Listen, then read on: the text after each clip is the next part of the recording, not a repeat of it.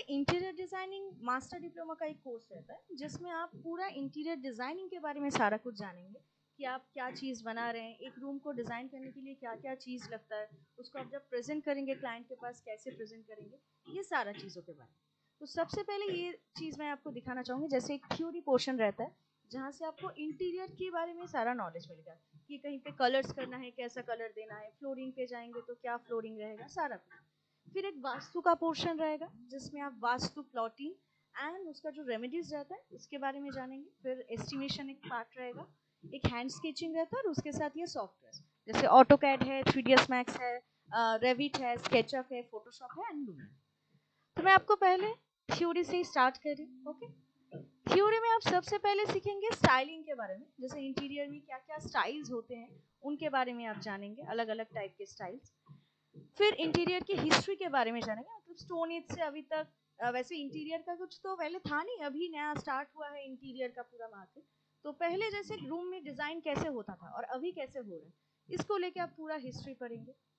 फिर हम totally interior के अंदर ही चले जाएंगे, जैसे इंटीरियर के प्रिंसिपल्स क्या क्या है। जैसे सबसे पहले आएगा हारमोनी, आप एक डिजाइन के अंदर हारमोनी या स्मूथनेस कैसे क्रिएट करेंगे।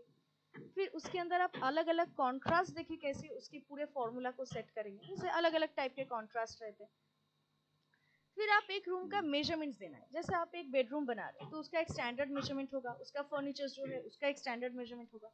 तो इस मेजरमेंट्स के बारे में आप जानेंगे कि रूम्स का अलग अलग मेजरमेंट्स क्या रहता है, फर्नीचर्स का क्या मेजरमेंट रहता है।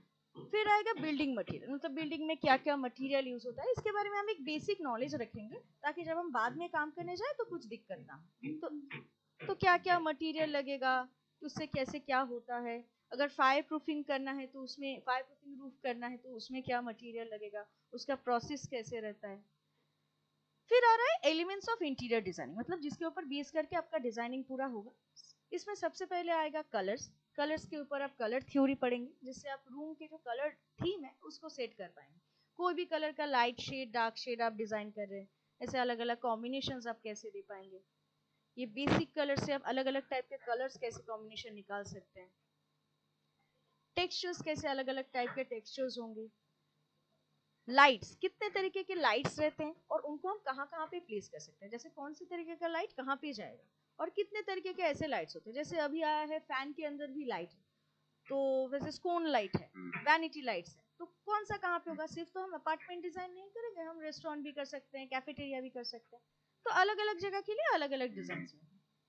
फिर हम रूम के स्पेस को कैसे मैनेज करेंगे, जैसे हमें तो अलग अलग टाइप के स्पेस मिल सकते हैं, तो छोटा सा रूम है उस पर भी हमें डिजाइन करना है, और जो बड़ा एरिया है उस पर भी हमें डिजाइन करना है। तो इन पूरे एरिया को हम स्पेस मैनेजमेंट इसमें कैसे कर सकें कि फर्नीचर्स भी रहे, लाइट्स भी रहे, और कुछ एड ऑन्स करना चाहे वो भी कर सके, चलने फिरने का भी स्पेस रहे, ये सारा चीज हम यहाँ पे देखेंगे। फिर है लाइंस के ऊपर। लाइंस बहुत इंपॉर्टेंट होगा, आप कोई भी चीज करिए लाइंस को छोड़ के तो कर नहीं सकते, वो ड्राइंग करिए, आप डिजाइनिंग करिए। तो लाइंस के बारे में भी आप जानेंगे कि इंटीरियर पे लाइंस का इंपॉर्टेंस क्या है। फिर आएगा पेंट्स के ऊपर, कितने तरीके के पेंट्स होते हैं, कहाँ कहाँ पे वो पेंट्स यूज होंगे, वॉल पेंट्स के लिए कौन से टाइप का पेंट यूज होगा, अगर फर्नीचर पे करे उस पर क्या पेंट यूज होगा। फिर फर्नीचर के अंदर पहले जमाने से अभी तक क्या क्या चेंज हुआ है, कितने टाइप के फर्नीचर्स अभी तक आए हैं, नए जमाने में क्या टाइप का फर्नीचर आया है, उसका स्टैंडर्ड मेजरमेंट्स क्या रहेगा वो। फिर आएगा आर्गोनॉमिक्स पर, जिसमें जैसे कोई इंसान का ह्यूमन नेचर के हिसाब से जैसे वो बैठेगा, उसके जो डायमेंशंस है वो फर्नीचर के साथ कैसे जगह, जैसे आप किचन डिजाइन कर रहे हैं तो वहाँ पे जैसे सिंक कितना रहेगा, स्लैब एरिया कितना होगा, आप चिमनी कहाँ तक देंगे, इसके बारे में आप डिटेल जानेंगे। ऐसे अगर आप वार्डरोब डिजाइन कर रहे हो तो वार्डरोब का पूरा गैपिंग कितना रहेगा, रैक्स कहाँ पे देंगे, आप अगर हैंगर्स रख रहे हैं तो उसका जो कपड़ा रहेगा उसका हाइट कितना रहेगा, ये सारा कुछ।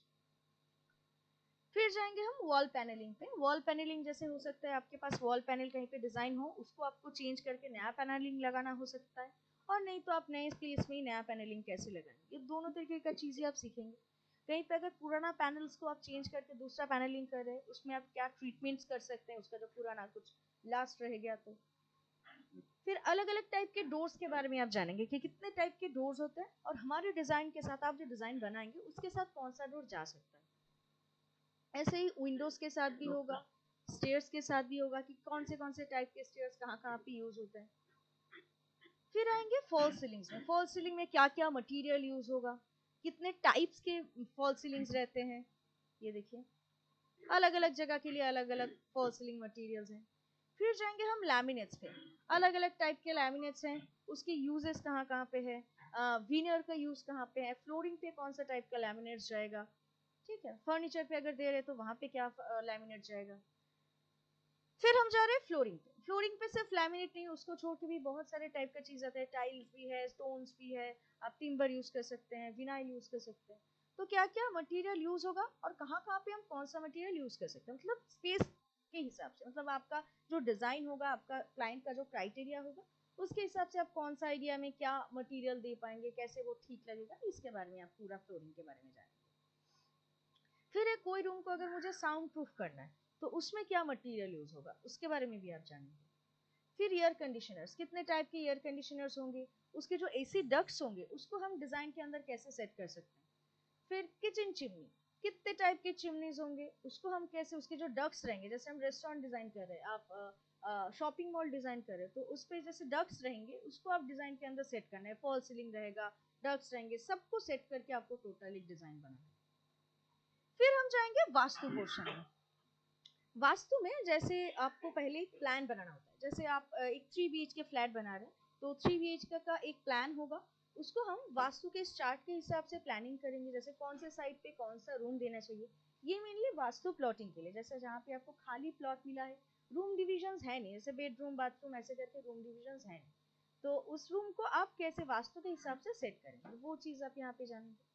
और एक चीज होगा वास्तु रेमेडी, मतलब जैसे कहीं पे रूम डिजाइंड है पर वो लोग चाह रहे हैं कि रूम को वास्तु के हिसाब से सेटअप कर दे, तो उसमें आपको कुछ एलिमेंट्स ऐड करने होंगे, कहीं पे आपको, कहीं पे हो सकता है वॉल्स आपको सेट करना हो, वॉल्स कहीं से हटा के वहां पे पार्टीशन वॉल देना हो, विंडो हटाना हो सकता है, तो उसमें रेमेडी क्या क्या होगा उसके बारे में जानेंगे। ये क्लाइंट टू क्लाइंट वेरी करता है, अलग अलग लोगों के लिए अलग अलग रेमेडी रहेगा, तो हम स्टैंडर्ड चलेंगे कि इसका अगर ये प्रॉब्लम है तो उसमें हम क्या रेमेडी दे सकते हैं।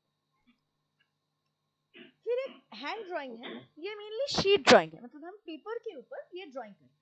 तो अभी क्या है, अभी के लिए ना शीट ड्राइंग उतना यूज में नहीं है, मतलब अगर आप कहीं पे डिजाइनिंग करने जाएंगे शीट ड्राइंग आपको उतना लगेगा नहीं, पर ये हम इसलिए करते हैं ताकि हमारा नॉलेज प्रॉपरली आइडिया क्लियर हो जाए, जब हम सॉफ्टवेयर में जाएंगे तब जाके प्रॉब्लम ना हो।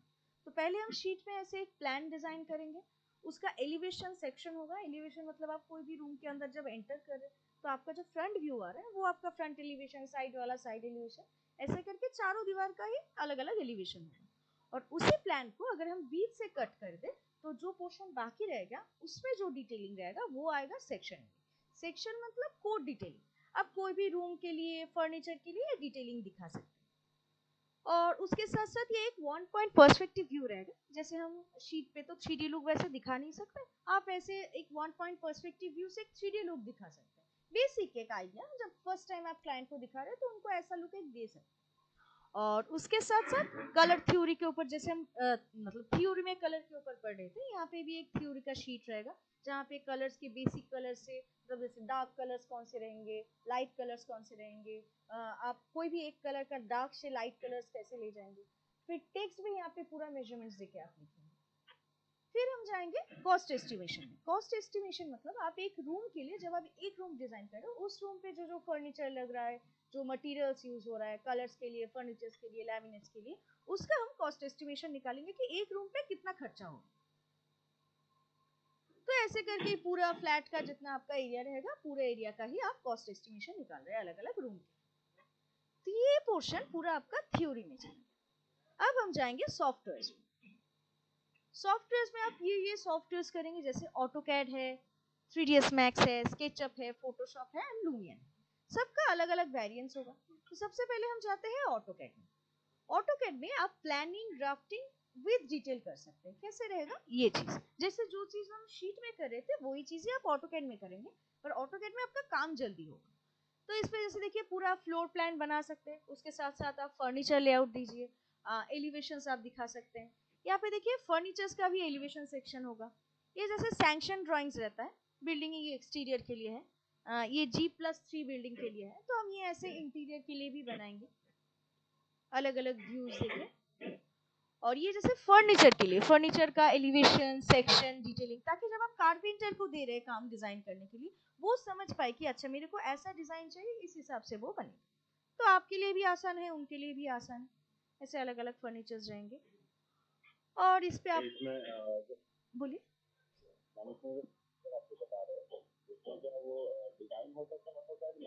हाँ, डिजाइन ऑटोकैड में ही होगा। मान लीजिए मुझे कोई यूनिक फर्नीचर बनाना है, हाँ, तो मार्केट में कस्टमर का डिमांड है कि फर्नीचर चाहिए मुझे, हाँ हाँ, तो पहले उस आप किस मेजरमेंट में वो फर्नीचर चाहिए वो मेजरमेंट ले लीजिए, फिर उसको ही हम यहाँ पे पूरा उसका डिटेलिंग करके दिखाएंगे, उसका फ्रंट व्यू कैसा दिख रहा है, साइड व्यू कैसा दिख रहा है, उसके अंदर डिटेलिंग कैसा कैसा है, क्या क्या मटेरियल लग रहा है, वो आप डिटेलिंग दे पाएंगे। और उसके साथ साथ जैसे आपको कैड में रेडीमेड कुछ फाइल्स मिलेंगे, जैसे आप एलिवेशन में दिखा रहे हैं, हर टाइम आपको फर्नीचर्स डिजाइन बनाने की जरूरत नहीं पड़ेगी, आपको कुछ कैड ब्लॉग्स भी मिल जाएंगे, आप उससे भी बेसिक एक आइडिया दिखा सकते हैं। इसके बाद अगर मान लीजिए कोई फर्नीचर आपको बोल ही रहे हैं क्लाइंट की नहीं मेरे को इसको कस्टमाइज ही चाहिए, इसका थोड़ा डिटेलिंग ही ज्यादा चाहिए, तो उसमें तो हम सेक्शनिंग कर ही रहे। ऐसे आपको ऐसे एक्सरसाइज के ऊपर हम काम करेंगे, इसका एलिवेशन, सेक्शन, फर्नीचर लेआउट, ये सारा कुछ होगा। इसके बाद आएगा इलेक्ट्रिकल लेआउट, जैसे आप एक रूम के अंदर लाइट, फैन, एसी जो भी है उसकी वायरिंग कैसे जा रही है, उसकी भी हम लेआउट यहाँ पे दिखाएंगे। ये देखिए ऐसे वायरिंग कैसे जाएगा, जो भी होगा। इसके बाद आएगा प्लम्बिंग लेआउट, जैसे किचन हो, बाथरूम हो, या हो सकता है वॉशिंग मशीन है, उसका जो वाटर इनलेट है, वेस्ट आउटलेट है, उसकी पाइपिंग जो जाएगी, उसकी भी कैसे लेआउट में हम उसको दिखाएंगे, उसका शोकेस कैसे होगा वो भी हम दिखाएंगे यहाँ। फिर ऑटोकैड का एक 3D पोर्शन रहता है, ठीक है, जैसे हम जो रियलिस्टिक लुक में देखते हैं ब्रोशर्स में, बैनर्स में, बहुत ज्यादा रियल में, जैसे सेलिब्रिटीज का भी रूम रहता है, वो लुक इस पे आएगा नहीं, इस पे हम बेस सीखेंगे। जैसे मैं आपको जो जो सॉफ्टवेयर बोल रही है ना, सब इंटर रिलेटेड है, तो स्टेप बाय स्टेप हम जा रहे हैं। जैसे ऑटोकैड में हमने ड्राफ्टिंग, डिटेलिंग सारा कुछ कर लिया, इसके बाद हम 3D मॉडल पे जाएंगे, तो उससे पहले हम ऑटोकैड में एक बेस 3D सीखेंगे, जहां से आप 3D मॉडल करना बेसिक सीख जाएंगे कि कैसे मॉडल करना होता है, कैसे वो रहता है। इसके बाद हम जाएंगे 3ds Max सॉफ्टवेयर में। ये 3ds Max सॉफ्टवेयर में आप मॉडल्स क्रिएट कर सकते हैं, जैसे फर्नीचर डिजाइन, आप कोई भी फर्नीचर मॉडलिंग इस पे कर सकते हैं, और उसके साथ साथ रूम की जो रियलिस्टिक लुक होगा वो भी हम यहाँ पे ले आ सकेंगे। तो इस पे कैसे काम होता है मैं आपको दिखाती हूँ। इस पे आपको पहले कुछ ऐसे शेप्स मिलेंगे, इसको हमें चेंज करना होता है, जैसे हमें फर्नीचर चाहिए उस हिसाब से। पहले जब हम मॉडलिंग करेंगे वो लुक में कुछ ऐसा दिखेगा, इसके बाद हम जब इस पे वीरे ऐड कर रहे हैं तब इसका लुक ऐसा आ रहा है, ये देखिए ऐसा आएगा। अब वीरे क्या है, वीरे मेनली एक प्लगइन है जो कि 3ds Max के साथ ऐड होकर रियलिस्टिक लुक क्रिएट करेगा। मैम मतलब वीरे में मेनली जैसे मटेरियल्स देना, जैसे आपको कैसे कलर देना है, रूम का एक लाइट इफेक्ट रहेगा, लाइट इफेक्ट कैसे जाएगा, जो फर्नीचर या रूम को हम देख रहे हैं उसको तो हम एक स्टैंडर्ड हाइट से देख पा रहे हैं, तो वो उस हिसाब से हम एक कैमरा सेटअप करेंगे, ये सब कुछ लेके हम वीरे में काम कर रहे हैं, उसके बाद ही रियलिस्टिक लुक आ रहा है। तो मॉडलिंग पे आप इस तरीके का फर्नीचर डिजाइनिंग सीखेंगे, और उसके बाद जब हम वीरे में जाएंगे इसके अंदर ही हम कैसे कलर्स देंगे, इसका लुक आउट आएगा वो हम देंगे। इसके बाद जैसे फर्नीचर लेआउट, ऑटोकैड से प्लान मैक्स में हम कैसे ले आके उसके अंदर हम 3D में फर्नीचर सेटअप कर रहे हैं, पूरा रेडी कर रहे हैं, वो देखेंगे। ये कुछ मॉडिफायर्स हैं, इससे आप जैसे शेप्स को कैसे चेंज कर रहे हैं वो देख पाएंगे। ऐसे फॉल सीलिंग डिजाइन आप कर सकते हैं अलग अलग तरीके की। ये जैसे है पार्टीशंस वॉल्स, ये डिजाइन आप बना पाएंगे 3D Max में, सब 3D में। वॉल पैनल डिजाइन करना हो आप इस तरीके का वॉल पैनल डिजाइन बना सकते हैं। इसके बाद ये जैसे मॉडलिंग का पार्ट हो गया, पहले हमने मॉडल कर लिया, इसके बाद हम जाएंगे वीरे पार्ट में। वीरे में मैं जो बोल रही थी, ये देखिए यहाँ पे ना आपको अलग अलग ऐसे मटेरियल स्लॉट मिलेंगे जहाँ पे आप अलग अलग मटेरियल क्रिएट कर पाएंगे, जैसे गोल्ड के लिए हो, स्टील के लिए हो, आप मिरर बनाना चाहते हो, ग्लास बनाना चाह रहे हो, ये सारा आप मटेरियल यहाँ पे क्रिएट कर सकते हैं। और जैसे टेक्सचर हो, आप कोई मान लीजिए वॉलपेपर देना चाह रहे हो, उसको आप इस पे ले आके उसके अंदर भी ग्लॉसी इफेक्ट, मैट इफेक्ट देके दिखा सकते हैं। ये जैसे कैमरा पोजीशनिंग है, ये मेन पार्ट है, नहीं तो हम जब क्लाइंट को दिखाएंगे ना उनको रियलिस्टिक लुक नहीं दिखा पाएंगे। तो वीरे में काम करना बहुत जरूरी है, इसमें अच्छे से काम करना है, पहले तो मॉडलिंग करना है फिर वीरे में। तो इस पे जैसे देखिए कैमरा पोजीशन सेट हो रहा है, आप कोई रूम को कैसे शोकेस करोगे ऐसे दिखा सकते हैं। फिर है लाइट्स, जो कि बहुत इंपॉर्टेंट है, आप लाइट्स पे जाइए, इस तरीके का लाइट्स आप बना सकेंगे, जैसे आप झूमर बना रहे हैं उसके अंदर हर एक बल्ब पे लाइट रहेगा, सन रे इफेक्ट दिखा रहे हैं, स्पॉटलाइट दिखा रहे हैं, फॉल सीलिंग से जो लाइट्स आ रहे हैं उनको दिखा सकेंगे ऐसे। ये रेंडर प्रोसेस चल रहा है, आप काम करते हुए भी रेंडर, मतलब जो आपका फाइनल आउटपुट आएगा उसको हम रेंडर बोल रहे हैं, तो उस प्रोसेस में आप काम कर सकते हैं। आप मॉडलिंग भी करेंगे, उसके साथ साथ रेंडरिंग भी होगा, ये ऐसा कुछ आउटकम आता है। और इसके साथ साथ आप इसमें 360 पैनोरामा व्यू भी सीखेंगे। 360 पैनोरामा व्यू क्या है? ये जैसे जब हम 3D में बना रहे हैं ऑब्जेक्ट को ऐसा दिखे, और 360 में ये पूरा रोटेट करके आप दिखा सकते हैं। जैसे एक चीज होता है वॉक थ्रू, आप जैसे 3 BHK 4 BHK फ्लैट दिखा रहे हैं, 2 BHK फ्लैट दिखा रहे हैं, उसको आप पूरा घूम के एक कैमरा के थ्रू दिखा रहे हैं। वही चीज जब हम मतलब वो हम सॉफ्टवेयर के थ्रू बना रहे हैं 3D व्यू वॉक थ्रू, उसको जब हम एक छोटे रूम के लिए बनाएंगे, जैसे एक सिंगल रूम के आप वॉक थ्रू देना चाह रहे हैं, उसमें ना इफेक्ट उतना अच्छा आता नहीं, तो हम क्या करते हैं 360 पैनोरामा व्यू दिखाते हैं, ताकि एक रूम को आप जल्दी से 3D में बना भी सकते हैं और उसका वॉक थ्रू नहीं हो, पर फिर भी आप रूम को पूरा घुमा के उसका 360 मोड दिखा पाए। और प्रोजेक्ट्स में फिर आती हूँ मैं, जैसे रेसिडेंशियल में आप इस तरीके का डिजाइन बना सकेंगे। ये आपका वीरे करके, मतलब मॉडलिंग करने के बाद वीरे देने के बाद ऐसा लुक आप ला पाएंगे। और यहाँ पे जैसे कमर्शियल में करें तो जैसे हॉस्पिटल्स हो, ऑफिस हो, कैफेटेरिया हो, रेस्टोरेंट हो, ये सारा आप यहाँ पे डिजाइन कर सकते हैं। यहाँ पे स्टूडेंट वर्क्स कुछ है, स्टूडेंट्स के बनाए हुए ये काम।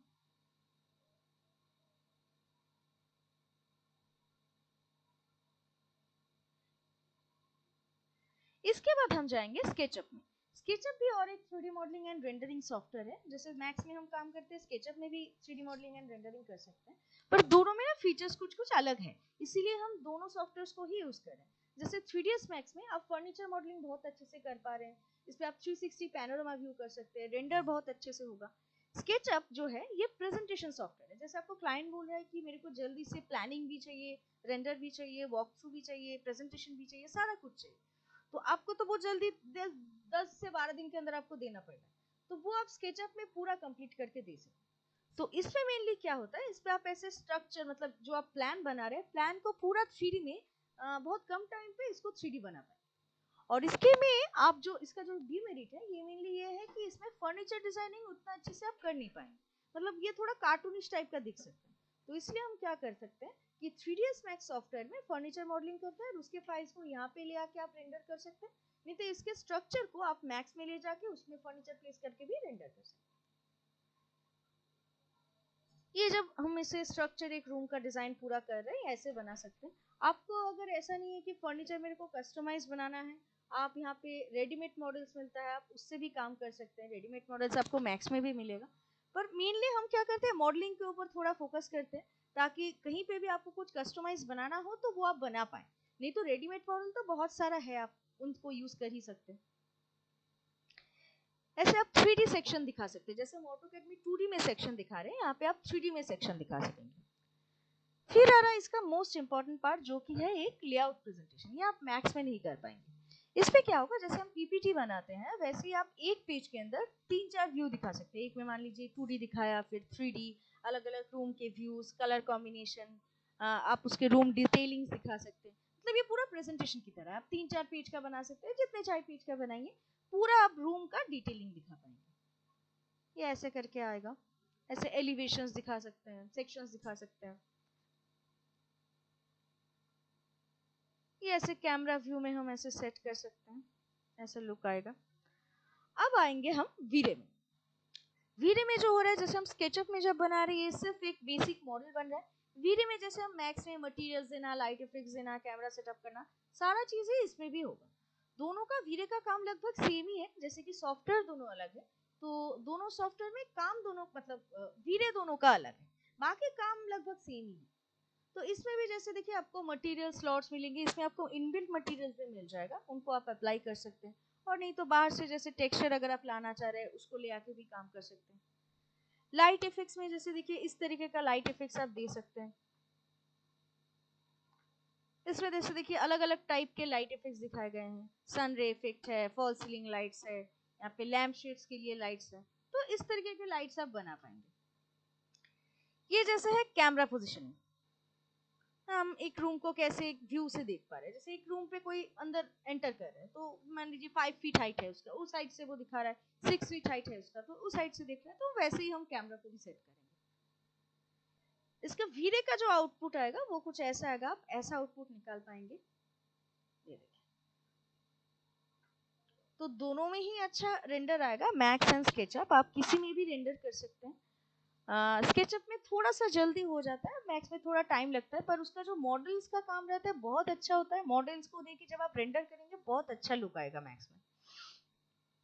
इसमें जैसे देखिए एक ऑफिस का मॉडल है, इसी का ही रेंडर किया गया है। ये जैसे एक हॉस्पिटल का है, हॉस्पिटल का यहाँ पे पहले मॉडल सेटअप किया गया है और उसके बाद इसका रेंडर है। ये भी एक ऑपरेशन थिएटर के लिए है। ऐसे अलग अलग डिजाइन आप बना रहे हैं।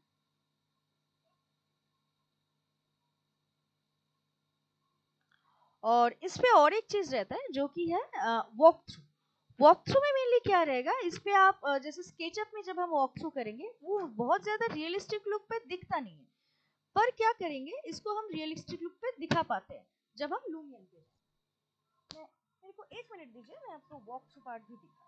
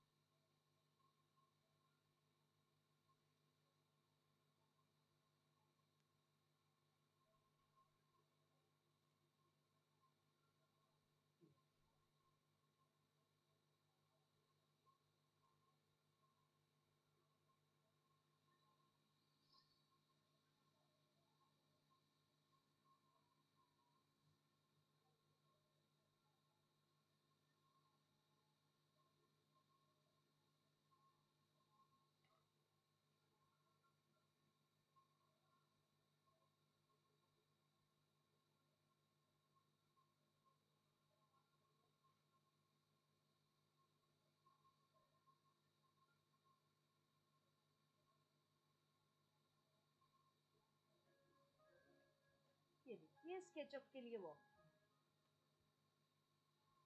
देखिए बहुत ज्यादा रियलिस्टिक लुक पे नहीं है, जब आप फिर भी आप क्लाइंट को दिखा रहे हैं, उनको एटलीस्ट रूम के बारे में पूरा डिटेल समझ में आ रहा है कि क्या फर्नीचर है, कैसे दिखने वाला है, वो आप समझा पाए। पर क्लाइंट फिर भी आपको बोल रहा है कि कलर कॉम्बिनेशन कैसा रहेगा, रूम का लुक कैसा दिखेगा, वो मेरे को वॉकथ्रू में देखना है, तब आप लुमियन पे जा सकते हैं। नहीं तो स्केचअप में क्या होता है, इस पे आपको वॉकथ्रू बनाने में ज्यादा टाइम लगता नहीं है, तो आप कम टाइम पे मतलब ठीक ठाक वॉकथ्रू दे पाएंगे। और अगर मान लीजिए क्लाइंट का बजट भी कम है, तो उसके लिए तो ये वॉकथ्रू बेस्ट है, क्योंकि जो लुमियन पे आप बनाएंगे उसको बनाने में आपको टाइम भी लगेगा, एफर्ट भी लगेगा, और उसको आउटपुट जो है बहुत रियलिस्टिक आता है, मतलब मूवी की तरह है। अब मैं आपको लुमियन का वॉकथ्रू भी एक बार दिखा देती हूँ।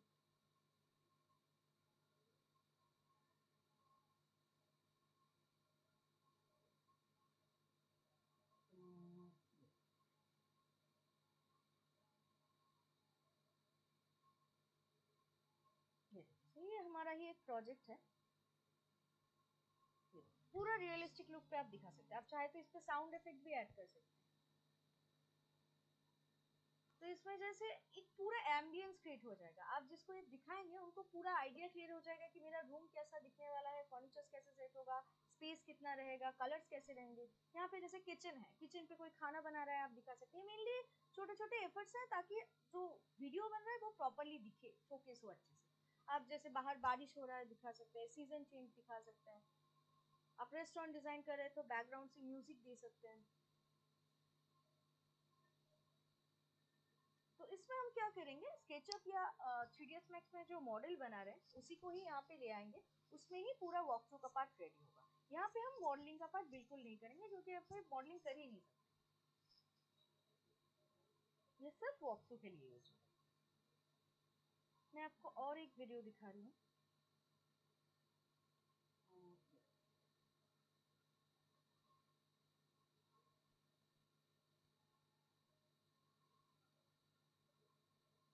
जैसे मैं बोल रही थी, आप साउंड इफेक्ट भी दे सकते हैं। देखिए साउंड इफेक्ट आप ऐड कर सकते हैं।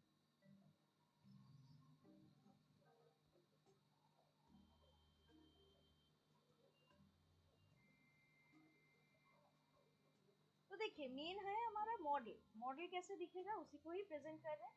अभी उसको जितना हो सके हम मतलब रियल दिखाएंगे, क्लाइंट को देख के ऐसा ना फील हो कि ये बनाया गया हुआ है, रियल दिखे उनको, फिर फील आएगा कि मेरा रूम जब बनेगा ऐसा व्यू होने वाला है, ऐसा दिखने वाला है। तो ये जो कार्स हैं, इंसान है, ये सारा आपको रूमियन पे ही मिल जाएगा, उनको आप अप्लाई कर पाएंगे, इसको लेके ज्यादा टेंशन नहीं लेना है। ये ना हम मॉडल को रेडी कर।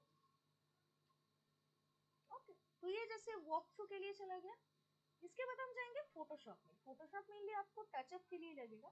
जो रेंडर आउटपुट या रियलिस्टिक आउटपुट हमें मैक्स या स्केचअप से मिल रहा है, उसको ही हम फोटोशॉप में ले जाके उसके अंदर टचअप करेंगे। जैसे ऑटोकैड में आप प्लान बना रहे हैं, तो उसके जो डिटेल प्लानिंग है उसको अगर आप क्लाइंट को दिखाने जाएंगे वो उतना डिटेल समझ नहीं पाएंगे। वो आप साइट सुपरवाइजर को दीजिए, डिजाइनर को काम कर रहे डिटेल में उनको दीजिए, वो समझ पाएंगे। क्लाइंट को क्या करेंगे, हम ऐसा लुक दिखाएंगे जो कि आप ऑटोकैड में प्लान बना के प्लान को या फोटोशॉप में ले आके ऐसे बना सकते। ये प्लान रेंडर। तो इससे देखिए रूम का मेजरमेंट क्या रहेगा, बेसिक फर्नीचर्स अगर देंगे तो कैसा दिखेगा, बेस आइडिया एक मिल जाएगा। इसके बाद तो आप ये रेंडर दे ही रहे। तो रेंडर में हम क्या कर सकते हैं फोटोशॉप में, जैसे बैकग्राउंड चेंज करना हो, लाइट इफेक्ट्स देना हो, ये टचअप हम फोटोशॉप में करेंगे। क्योंकि बैकग्राउंड चेंजिंग के लिए जैसे आपको पेड़ पौधा दिख रहा है, एक बैकग्राउंड एम्बियंस क्रिएट करना पड़ेगा। ये चीज अगर आप मैक्स में या स्केचअप में बनाएंगे आपका फाइल भारी हो जाएगा, तो जब आप रेंडर करेंगे टाइम ज्यादा लगेगा। तो फोटोशॉप में हम इसको टचअप पूरा करेंगे, कुछ ऐड ऑन करना हो, हटाना हो, मेनली इमेज को परफेक्ट बनाना। तो यही सारा चीज आपका रहेगा master diploma in interior designing में। तो आपको अगर कुछ और पूछना हो, जानना हो, आप बोलिए सर। मैम ये मास्टर डिप्लोमा का ये कोर्स के बारे में आप बता रहे थे। हाँ जी। ये जो एक साल का है। हाँ। अच्छा, और एक डिप्लोमा वाला शायद है ना कुछ? हाँ, डिप्लोमा डिप्लोमा वाला जो है का वो हाँ हाँ हाँ। तो डिप्लोमा वाले में जैसे आप ऑटोकैड सीख पाएंगे, उसके साथ मैक्स रहेगा और उसके साथ साथ फोटोशॉप, और थ्योरी का एक बेस मतलब पोर्शन रहता है। वीरे और स्केचअप नहीं रहेगा? ना ना, धीरे तो रहेगा ही। धीरे देखिए जब आप मैक्स करेंगे या स्केचअप करेंगे उसके साथ धीरे रहेगा ही, नहीं तो आप आउटपुट ही नहीं निकाल पाएंगे। तो उसमें मेनली 3 सॉफ्टवेयर्स रहते हैं, AutoCAD, 3ds Max plus V-Ray and Photoshop. आप स्केचअप 3ds Max की जगह स्केचअप भी कर सकते हैं, कोई एक ले सकते हैं, और उसके साथ साथ theory and basic hand sketching रहता है। अच्छा, ये दोनों कोर्सेज का फीस क्या क्या है आप बता सकते हैं? देखिए फीस के बारे में जिस मैम से आपकी बात हुई ना, वो आपको कॉल कर लेंगे। मैं आपको कोर्स के बारे में बोल रही हूँ। ओके, मैं उनको बोल दे रही हूँ, आप ये पूरा सॉफ्टवेयर दिखे, वो आपको कॉल कर लेंगे। अच्छा, ओके। ये आप कोर्स के बारे में से बता सकते हैं? हाँ हाँ। बाद बाकी आप मैम से बात टाइमिंग्स, करें फीस तो। वो मैम आपको बोल। अच्छा, और मैम मैं आपसे एक डिटेल था हाँ जी। कि सिस्टम क्या रिक्वायरमेंट मांगता है कि इस तरह का सॉफ्टवेयर यूज करने के लिए देखिए क्या सॉफ्टवेयर लगता है, मतलब किस तरह का सिस्टम लग सकता है मिनिमम? ओके, देखिए मिनिमम आप 8 GB रैम और 2 GB ग्राफिक्स से स्टार्ट कर सकते हैं। अच्छा। और जैसे आप हाई क्वालिटी में चाह रहे हैं तो ग्राफिक्स आप थोड़ा ज्यादा बढ़ा सकते हैं। जैसे अगर 4 GB या 6 GB ग्राफिक्स रखेंगे तो क्या होगा कि आपकी क्वालिटी और ज्यादा बढ़ेगा, मेनली उसी के लिए ज्यादा ग्राफिक्स लगता है। अगर आप 2 GB भी करेंगे तो आप जैसे प्रैक्टिस करेंगे उसके लिए आपका 2 GB बेस्ट है, उसमें और ज्यादा चाहिए नहीं। आप अभी अगर अच्छा। कोई सिस्टम है आपके पास अवेलेबल, उसमें अगर ग्राफिक्स नहीं भी है आप उस पर भी प्रैक्टिस कर सकते हैं, क्योंकि अभी तो आप अच्छा। सीखेंगे पहले। तो उसके बाद आप धीरे धीरे अगर आप हाई क्वालिटी का ग्राफिक्स वाला लैपटॉप लेना चाहें वो ले सकते हैं। 6 GB 4 GB graphics, 8 GB RAM या 16 GB रैम, उसके साथ SSD। SSD मैम मेरा है। ओके। और 4 GB रैम है मेरे पास। 4 GB रैम है ग्राफिक्स। तो अभी क्या कर सकते हैं ना, आप सिर्फ और एक 4 GB रैम ऐड ऑन कर सकते हैं। तो 4 GB ऐड ऑन करने से आपका 8 GB हो जाएगा। तो अभी आप क्या है, आपके लैपटॉप में ही काम कर पाएंगे, अभी आपको खरीदना नहीं पड़ेगा। अच्छा, तो मैम इसमें जो रैम का अलग अलग स्पेसिफिकेशन जैसे नाम भी आता है, LPDDR वगैरह क्या क्या है, ना ना, वैसा कुछ नहीं चाहिए, आप कोई भी ले सकते हैं, बस आपका एट कोई जीबी भी रैम। रैम ले जैसे सकते आप हैं, बस एक हाँ जीबी स्पेसिफिकेशन रहना हाँ चाहिए। हाँ हाँ, आप DDR4 या DDR3 उस हिसाब से भी जा सकते हैं। जैसे अभी लेटेस्ट तो DDR4 ही चल रहा है, तो उस हिसाब से आप जा सकते हैं। अच्छा, DDR4 है और DDR3 है। अभी आपका जो लैपटॉप है उसमें कौन सा रैम है कॉन्फ़िगरेशन के साथ, उसी का ही आप सेम रैम ले पाएंगे। आप एक बार मतलब अगर दुकान पे जा रहे हैं उनको बोलिएगा कि मेरे को रैम इंक्रीज करना है, तो स्लॉट रहता है लैपटॉप में, तो आपको और 4 GB रैम दे देंगे तो हो जाएगा। हम्म, हम्म, हम्म। और मैम ग्राफिक्स का कितना मिनिमम रिक्वायरमेंट होगा? देखिए ग्राफिक्स अगर ठीक ठाक ले रहे हैं तो आप 4 GB ग्राफिक्स लीजिएगा, तो क्या होगा कि सब मतलब लूमियन भी चलेगा, सारा सॉफ्टवेयर भी चलेगा, क्वालिटी भी अच्छा आएगा। 4 GB ग्राफिक्स इज एनफ।